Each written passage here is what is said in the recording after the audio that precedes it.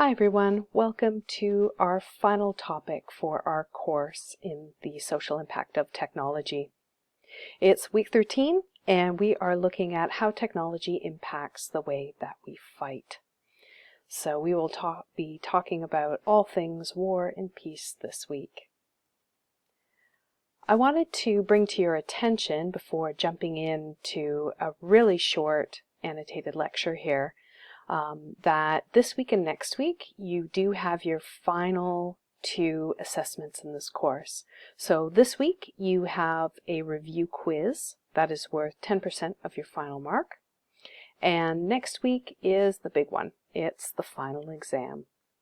Both of these are online tests, and you will find more information about each of these when you read the prep guide that I've created for you, to let you know what these assessments look like, how to study best for them, and more specific, a list of keywords that will help you get in fighting shape. So I will leave that there for you now. So let's move on. What I'd like for us to do is start off with a brainstorm. So I'm going to ask you the question of, why do you think human beings are so prone to conflict? Why do we fight? Take a moment now and maybe write down a few of your ideas and press pause, and then you can jump back in and we can talk some more about your findings.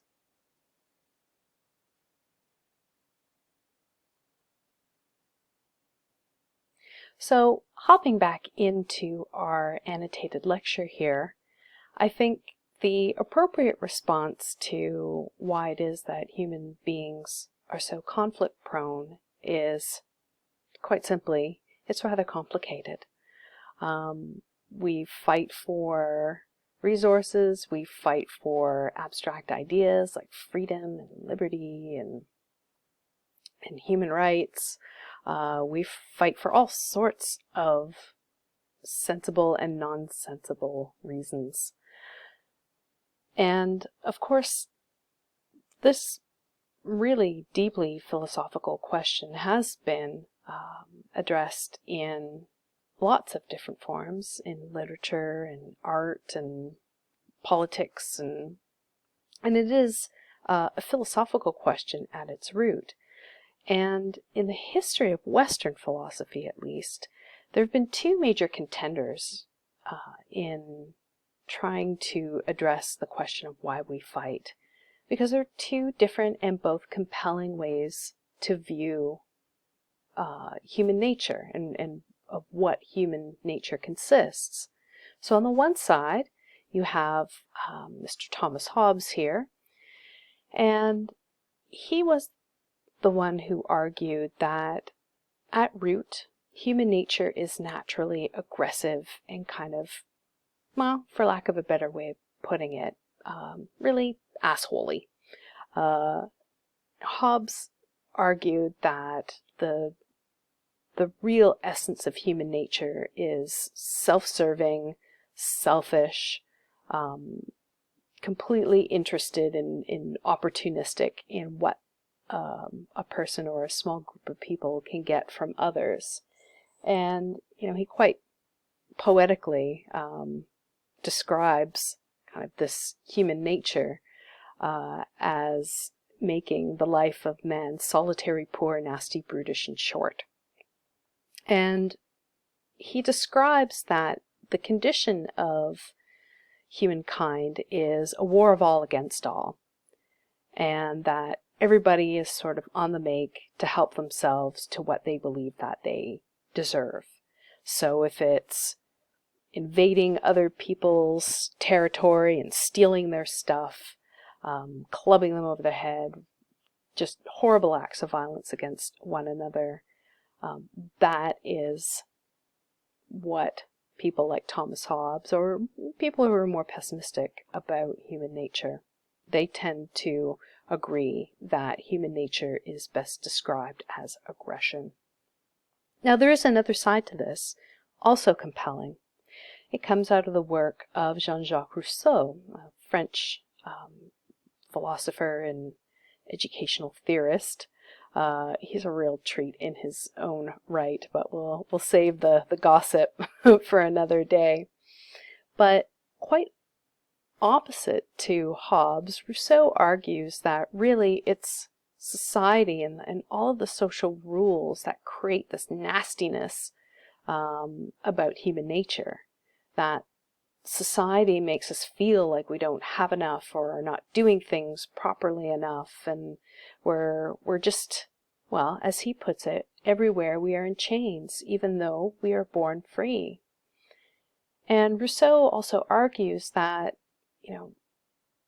humans have a world of reality, but they also have the world of imagination, which enables them to dream and to think of the amazing things that can be done while working together. And he was also a real fan of human kindness. He thought that the way that humans get by is being nice to one another. And as you can see here, his keyword is cooperation. So unlike Hobbes, who argues that human nature is just really quite jerkish, Rousseau says no, it's all about cooperation and helping each other out and kindness. So we have these two essential points of view that doesn't necessarily help us get to the bottom of the question of why we fight. But let's continue on.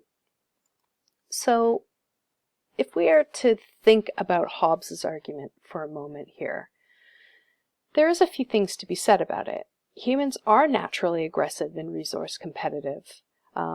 Throughout human history, archaeologists have found evidence of intertribal or intergroup warfare for rather specific resources in the environment. So we know that humans have this capacity towards aggression. And, to expand that into an evolutionary perspective, there is an imperative that goes on, right? That humans as a species can only survive when the successful genes of being aggressive and assertive and surviving are passed on in a biological way. Another part of the argument for aggression is that, might equals right. So the stronger and the more stuff you can have, the better off you are. And this is kind of throughout time and throughout universal conceptions of humanity, that if you have the stuff, you have the power. And to get the stuff, you need to have some aggression and be a bit mean about it. This aggression also, and the last point here, is that it plays off of our sense of nationalism and belonging. Because if we believe that we belong to a group of strong people who can do amazing things and are warranted in doing them, then we've now found a group of people who can also be as aggressive and self-interested as we would like to be. So, this aggression can grow and spread. Another aspect of aggression is actually a bit tender, and I'm using here the work of Tim Hetherington, who was a war correspondent. He sadly passed away, I believe in 2012. But he traveled with groups of soldiers, American soldiers, into war zones. So here is a piece called Man Eden that he documented a group of American military personnel who were serving in the Kunar province in Afghanistan. And what he documents shows a really interesting kind of flip side to the notion of aggression. Make no bones about it, being in the military means that you have you are learning how to control and use personal aggression. But as you can see here, war also creates conditions of bonding and ways of gaining virtue that if these young men were not in the military, they might not have had an opportunity to gain this kind of sense of camaraderie and friendship, and be able to sort of be working on something that they consider noble together, back in their home societies and communities. So there is an interesting sort of depth to this argument about humans being aggressive, that even through aggression we can find some room for cooperation and social bonding. Moving on, though, into the argument for cooperation, so Rousseau's argument, the flip side to Hobbes is that, well, humans exist and have existed for quite some time, so it's not possible that all humans were in war like all of the time. Ostensibly, there'd be no one left to battle if it were a true war of all against all. So it's by coming together and cooperating and finding ways of being together that human flourishing occurs. And this flourishing requires cooperation, but it's also premised on power and wealth. So the more a group can gather, the more they can cooperate, which is why historians who look at history, there are some who look specifically at war, but there are also many of which who find the history of trade to be more interesting, because it is a history of cooperation, sometimes on a global level, or I should say often at a global level. So there's something quite interesting about this notion of cooperation.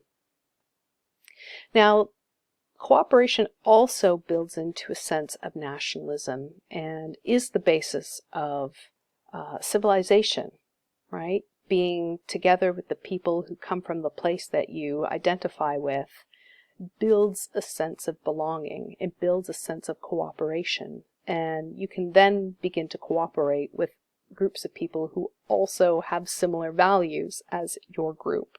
So this cooperation can spread and grow.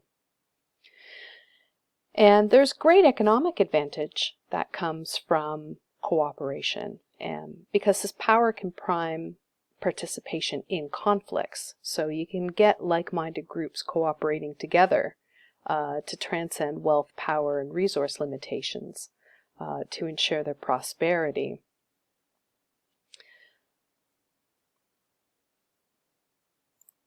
So the philosophical parts of talking about war and conflict, we could delve into these for quite some time. They're all very interesting. But I wanted to switch the gears a little bit and talk about more specific technologies. Now, I can't take you through the history of all military objects, as fascinating as that would be. So what I would like to do is sort of look at a few technologies and a few ideas in particular. So these are some of the insights.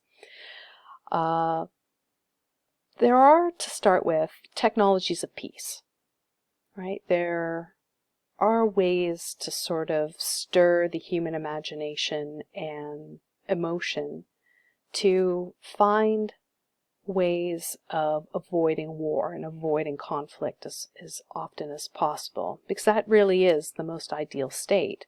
War is awful and is to be avoided at all costs.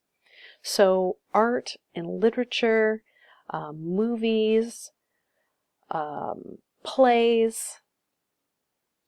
There are all sorts of ways in which humans use their imagination to create protestations to war and conflict.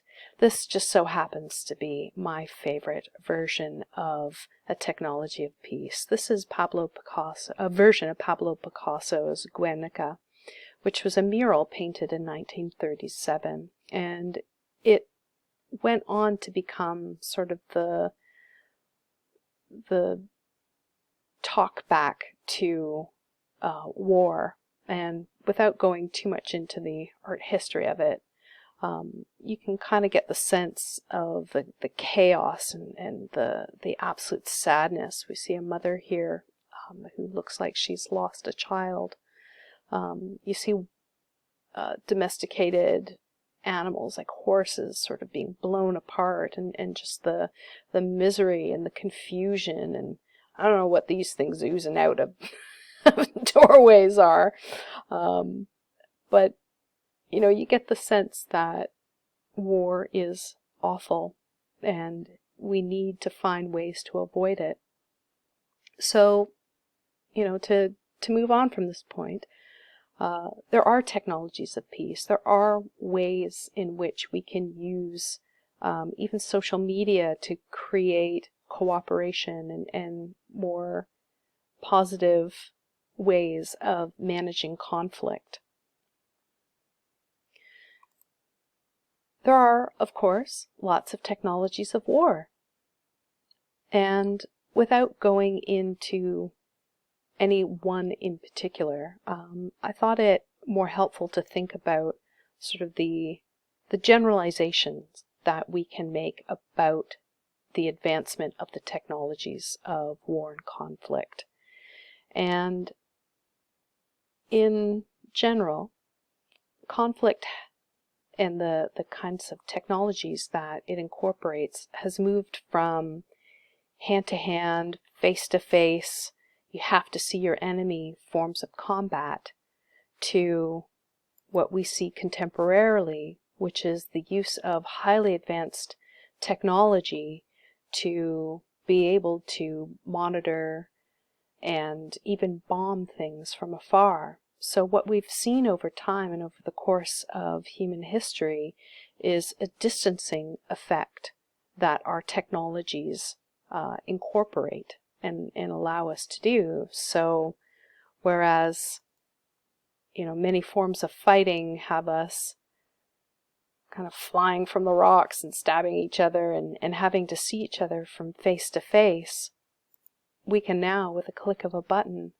protect our troops and drop bombs on people elsewhere without actually ever having to see them. And I think psychologically this does something, I think it could be argued quite disadvantageous, because we no longer need to see our enemies as humans. They are just things. We don't have to engage in the messiness and the emotional aspects of war. We can just do it from afar. So I think our technology enables that kind of distancing effect on the theater of war. And some might be able to give some positive arguments. You know, this is a way to keep more people safe because you're not engaging in boots on the ground combat, which inevitably ends up as having you know, detrimental effects to a community or a region where hand-to-hand combat is used quite often and can be very devastating. That this actually sort of, you're able to preemptively solve conflicts. But of course, everything has two sides, doesn't it?